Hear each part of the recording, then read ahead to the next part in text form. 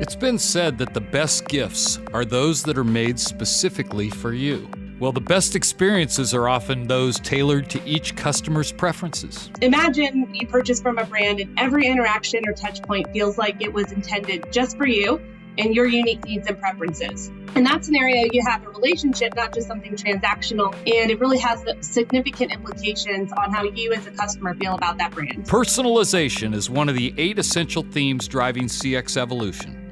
On this episode of the CX Leader Podcast.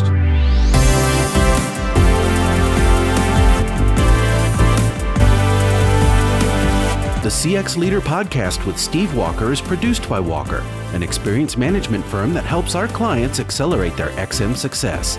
You can find out more at walkerinfo.com. Hello, everyone. I'm Steve Walker, host of the CX Leader Podcast, and I'm glad you're listening. As we like to say on the podcast, it's never been a better time to be a CX leader, and we explore the topics and themes to help those CX leaders like you deliver amazing experiences for your customers. We're continuing with our series, CX Now, 8 Essential Themes Driving CX Evolution. We launched this series back in October to take a close look at today's current topics and trends that CX professionals need to embrace to be better leaders and take their programs to the next level. Developed in collaboration with our partners at Qualtrics, we included feedback from more than 50 CX leaders to bring you this helpful advice. In our last episode of the CX Now series, we focused on the digital experience. On this episode, we're going to focus on personalization, designing and delivering that holistic experience tailored for each customer. And to help us understand why this theme is essential, I can't think of a better person than to welcome one of our other experts here at Walker. Saari Gardner is a vice president in our advisory and managed services group. Saari, welcome to the CX Leader Podcast. Thank you so much, Steve. Well, we're really delighted to have you, and I know you're passionate about this topic, so I can't wait to get into it with you. But just for background, you're a relatively new addition to our talent here at Walker, but why don't you just for context give our listeners a little bit of your background and then how you got to Walker? Sure. So I've actually worked in customer experience management for more than 18 years, and I got my start actually doing phone surveys. So helping to build out a VOC program for an organization from nuts to bolts, basically, doing all the surveys and the analytics, et cetera. And as the CX discipline has grown, so has my ability to do new and different things in it. And in April, made the move over to Walker, was super excited, as I've always admired Walker. And so here I am. Well, we're delighted to have you, and it's just such a pleasure to be able to have you on this series. We try not to have our people on the podcast all the time, but by golly, they are super smart and work with great companies every day, and so they just have a lot of expertise. So I'm looking forward to talking about personalization with you today. So in this series, we kind of start with, let's get a definition of the term personalization and how it applies to CX. So Saari, let's just start there. How do you define personalization, and how should a CX leader kind of go about thinking about this topic generally? Sure. Well, any list of CX trends in the last few years, as you know, probably includes personalization on it. And when you hear that word, it's really easy to picture someone, what someone's talking about. You really gravitate towards, if you like this, you might like that. So when you're shopping online and you get presented a similar product, or on your social media feed, you see ads based on your activity, or even news sites that surface up articles. But a lot of those examples are more or less personalization from a marketing lens. And the goal there is obviously to attract new and existing customers and generate demand. But while research supports that marketing personalization helps create a better customer experience, a lot of companies are realizing that experience personalization is really much broader and introduces some exciting possibilities. So imagine, for example, you purchase from a brand and every interaction or touch point feels like it was intended just for you and your unique needs and preferences. In that scenario, you have a relationship, not just something transactional, and it really has significant implications on how you as a customer feel about that brand. Well, let's talk about that. I love your first example because I think we can all relate to that, and actually ties back to our first episode where we talked about digitalization and, that if you bought this, you bought that. But it really is, it's much broader than that, isn't it? The personalization of the whole experience. So what would be some enhancements off of that beyond just sort of the marketing? Yeah, so thinking about experience personalization, like to frame it around 3 levels, actually. So reactive, customer selected, and proactive. So if a company hasn't already done it, they should be sure that they're implementing reactive personalization. So when we think of this, it's really that mechanism for listening to customers and demonstrating and showing that understanding of where their interactions with your brand have had issues or complaints so that you can take action on those and report back to the customer how you resolved it. But in this context of personalization, you can take it a few steps further, and there's 2 considerations I'd like to mention for that. So first, that you also need to be sure that you have a way to segment those customers and look at their responses by segment. So when you do this, you get a line of sight to whether that opportunity in the journey is affecting all customers or just a specific segment. And then you can really design solutions that feel personalized in how the issue or situation is addressed.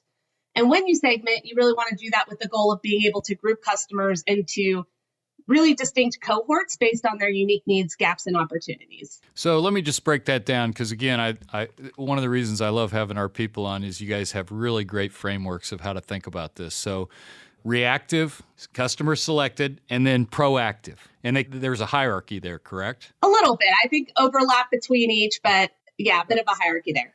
Yeah. So kind of the reactive is just break fix type of, hey, it isn't working for this type of customer. Then customer selected is kind of driven by what they're doing and how we're looking at their behavior. And then the proactive one is really sort of moving it to, as it says, proactive, like you're almost anticipating what the customer might want before they can even say it. Do I have it? Yes. All right. Well, let's talk that a little bit. So what are the implications then for a CX Pro of thinking about this from a personalization standpoint? How would that translate into kind of what they're doing today? Well, I think CX Pros are very well positioned just based on what they're doing already. They are probably some of the individuals in their organization with the deepest insight about what their customers are experiencing, often get involved in the design of some of those experiences. And so have that baseline information to do the reactive personalization. But really, I think there's a second consideration there, which is that you're not just looking for what you need to fix. To create a personalized experience, it's, I would argue, almost just as important, if not more, to identify what's going well in that interaction. And so understanding what the customer preferences actually are. And, if you think about personalization, a really important aspect of that is that you're evoking an emotion in the customer and building on and activating those things that they are already enjoying about the experience with you, so that you can bring forward those positive emotions. And so if you take those learnings that you have in that reactive stage, you can begin to really orchestrate that customer journey, which basically, when we say that, that means that we're taking what we know about the ways the different customers want to move through an interaction with the organization, and we use that to offer them choices or paths that are going to resonate with them based on their previous activities. So a really basic example of that is, let's say a customer has a high level of satisfaction completing their support requests through a channel like chat. So you can orchestrate further interactions to ensure that they're offered that channel. So that might be like a customer support example, right? So, you actually are looking at this person and they really would prefer to self-serve using some sort of chat feature and doing it themselves online with the assistance of the chat, right? Right. But what happens if, I get frustrated with the chat? Then what would happen there? Well, hopefully you've got the other options, and that journey, the way it's been orchestrated, allows you to move between those different areas. But I think, this kind of leads into that next level of insight and personalization, which is that proactive personalization. So this is where our systems understand the experiences that meet a specific customer needs, and then they help deliver and help our people deliver the right experience at the right time. So orchestration is great because you're presenting those options, and then that customer can kind of select into those. But, you've got that third level, which is that proactive personalization. And you move to the journey optimization, where instead of just showing them any path, you're presenting to them the best path so that they're going to be able to really have success in the interaction that they're having. So you shift it from essentially making it a good experience and making it easy to them actually being able to be successful in getting their goal met. So if I'm hearing you right, so if you're sort of on this customer selected personalization and you see kind of what their preferences are, now you can kind of move to the proactive, and you're going to create a process that actually fits for how they like to interact. Right, exactly. And then I think another example of that too is, let's say that you can be proactive even before you get that feedback that there was an issue. So if you can detect that there's certain things happening, for example, you've been transferred 3 times or your customer's been transferred 3 times, and you know that that's probably creating friction in the experience, to put workflows in place where you can basically step in and try to resolve that before it happens. And one example I think of that happened to me recently was going through a drive-through, and they said, "Hey, we don't have your food. You've got to go park," and had to park and sit there for 10 minutes for them to bring the food. And they proactively gave me a gift card and said, "Hey, we're really sorry for your wait." And so they were able to understand that that was not a ideal experience. And before I could even be angry and fill out a survey, proactively offered something to improve that. Yeah, a little service recovery there. That's always a good in the tip moment. there. Yeah, I like that. And it's actually goes back to, that is a personalized experience that, you might share that with other people as opposed to saying, "Hey, I had to wait 10 minutes, but look what they did for me."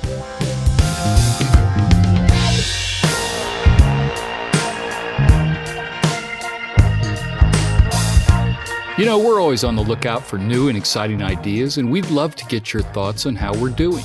If you have a minute, go to cxleaderpodcast.com/feedback and complete a short survey. Tell us what content you feel will help in becoming a more effective customer experience leader.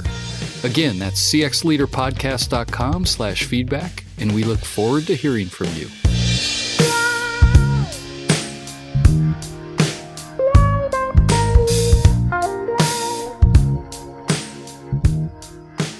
Hey, my guest on the podcast this week is my friend and colleague, Saari Gardner. She's a vice president of advisory and managed services here at Walker, and she is taking on the topic of personalization. It's part of our series on CX Now, 8 essential things that are driving the evolution of CX. And really, there are 8 categories that any CX pro should be thinking about. Now you've given us this framework for how we sort of think about personalization. Let's apply it to a couple of common practices that we have in sort of the customer experience. I have in my notes here maybe ordering process. So we just talked about fast food, but how would you maybe apply some of this personalization to, say, the ordering process? Right. So I think, being able to fully leverage omni-channel, and if you are working through an online channel, and you're not getting to where you need to be, having the ability to call in somewhere and have that agent pick up right where you left off. I think another example that's really interesting is, what if every time you called, you had a certain group of people, that you could talk to, or who knew you, or there was some level of recognition to be able to intelligently route to people who are going to be able to connect with you on some level. And maybe it's even personality based, being able to build this persona of a customer and connect them with somebody in your organization who is going to be able to connect with them on that better level. No, it's a great example. And I won't name kind of names or industries, but I think most of our listeners could kind of think about that. But, the difference between you call into the call center, you enter your contact phone number on the keypad, then you work through the automated system, then you end up going to a rep, and then they say, "Well, what phone number are you calling from?" And you say, "Well, I already input it." "Well, I don't access that information." And you contrast that with where you actually have your own rep, and you can call them and leave them a message or something, and then they get back to you. Yeah, it's a totally different, and that might be a little too old school for a lot of people, but again, it's personalized, right? That's what we're talking about, is really making the customer feel special. We talked a little bit about customer care. That's another area where I think we could talk about how this applies. Yeah, and we definitely touched on the omni-channel and the idea of that. Routing cases, we hit on that. And then again, those company-initiated interventions. So if based on all of the information that's being input real time, you kind of hit this level of recognition that your experience is going in a negative direction, to have these systems in place to be able to know for that type of customer based on their journey, how can you, as we talked about before, how can you recover that in the moment? Yeah. So let's start to talk now about how a CX Pro might action some of these concepts that you've shared today on personalization. So let's just say I'm relatively new CX Pro, and some of the stuff that Saari's talking about today, I could see how that kind of plays out in my organization.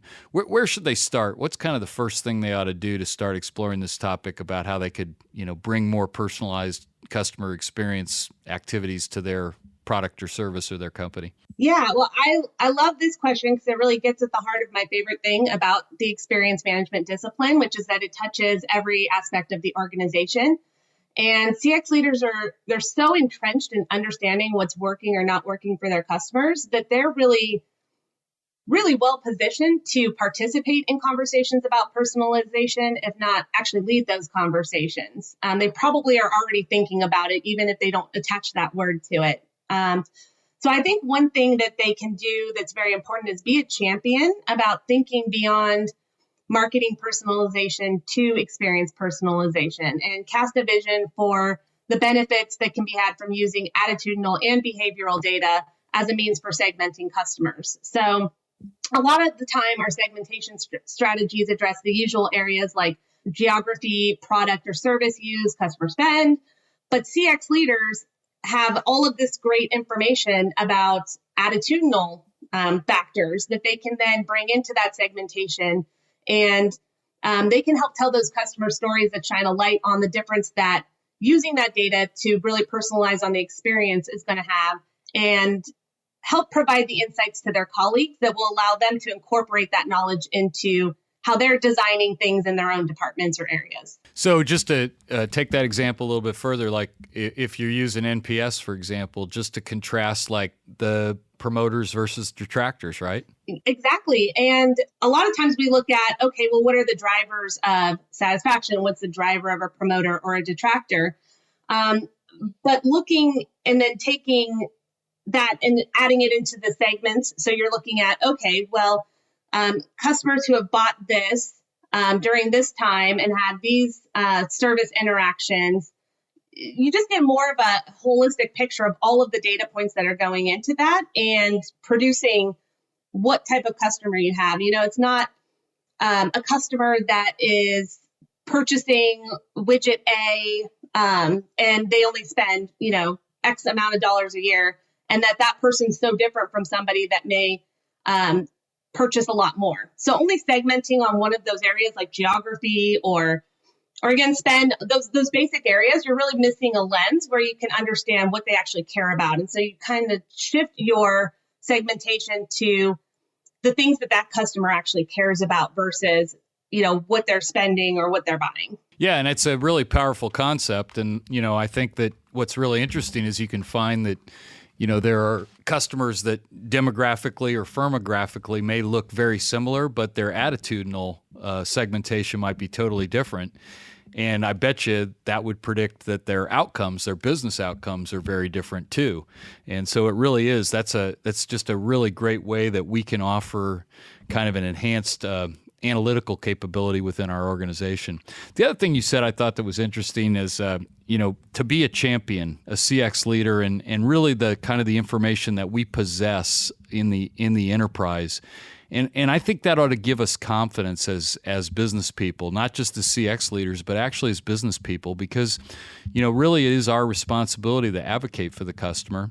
And, to the extent that, you're enhancing the customer experience, it's going to be good for the business, and we can prove that out. So I don't know if that sparks any other thoughts in your head, Saari, about kind of what a CX Pro could do, but I'll just kind of throw that back to you. Yeah, no, I completely agree. And I think, making sure that they are working to break the silos down in their organization. I think that's another factor that's always important as a CX leader, because what we do touches everything in the organization. Yeah. And so making sure that we're breaking down those silos and finding ways to show the value proposition of this level of personalization of this data to all of the different stakeholders in our organization. I really appreciate, Saari, the effort and time and prep that you put into this, because I think you've given our listeners a great deal of things to think about and so forth. But we've reached that part of the podcast where I ask every guest, and even though you've only been at Walker for a few months, you have to come up with take-home value just the same. And so, as our resident expert on this trend of personalization, what's your take-home value? What should the listener really take from this time they spent on this podcast? And even more importantly, what they can do about it, in relatively short order to improve their company's customer experience? I think personalization, it's been somewhat of a buzzword for a while, and technology today is really enabling us to do personalization at scale. Companies have have access to tools more than ever that help them to actually serve a wide range of customer personas and do that really well. So I think from a practical standpoint, it's really important to remember that even if you achieve that level of proactive personalization, it's hard for an organization to be everything to everyone. And so going back to basics and thinking about your company's mission and values and how that personalization strategy actually fits into that, I think is an important first step.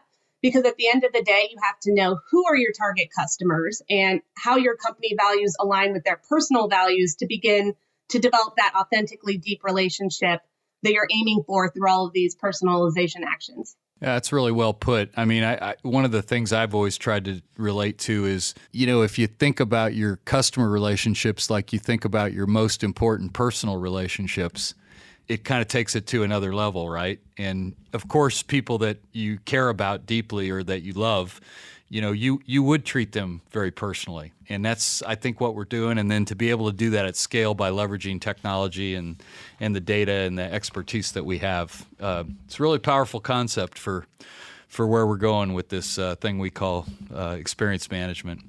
Hey, Saari, thank you for being a great guest on the podcast, and I hope it won't be too long till we can have you back again. If one of our listeners would like to continue the dialogue, can you just give us your Walker email or your LinkedIn profile so that they can connect with you? Yeah, saari.gardner@walkerinfo.com or LinkedIn under Saari Gardner. So happy to connect with anybody there. And I would encourage you to, if you heard anything you liked here, Saari is an excellent resource. So, hey, thanks for being on the podcast. Hopefully we'll get to do it again soon. Thank you so much. Hey, it's my pleasure. And if you want to talk about anything you heard on this podcast or about how Walker can help your business's customer experience, feel free to email me at podcast@walkerinfo.com. Remember to give the CX Leader podcast a rating through your podcast service and give us a review. Your feedback will help us improve the show and deliver the best possible value to you, our listeners. Check out our website, cxleaderpodcast.com, to subscribe to the show, find all our previous episodes, podcast series, and contact information so you can let us know how we're doing or suggest an idea for a future podcast.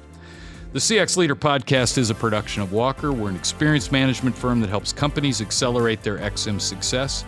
You can read more about us at walkerinfo.com. Thank you for listening, and remember, it's a great time to be a CX leader. So go out there and do it and make your organization more personalized. Thank you for listening, and we will see you again next time.